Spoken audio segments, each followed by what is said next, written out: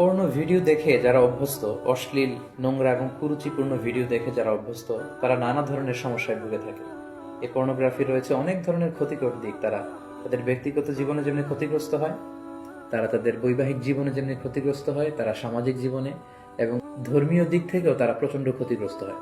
এ পর্যায়ে আমরা বলবো পর্নোগ্রাফি দেখার ফলে একজন ব্যক্তি কি কি ক্ষতির সম্মুখীন হয়।